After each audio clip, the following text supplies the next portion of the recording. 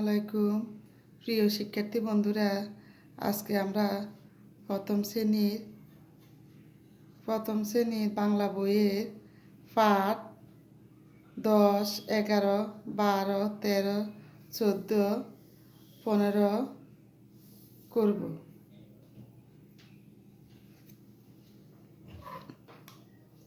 এখানে স্বর থেকে ও পর্যন্ত বাক্য গঠন।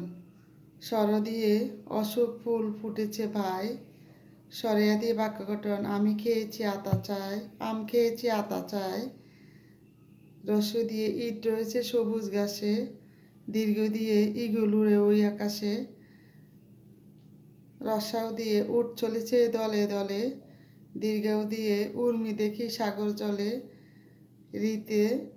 ঋতু আসে ঋতু যায়, এতে একতারা বাজে ওই ওই ঐরাবত যায় কই।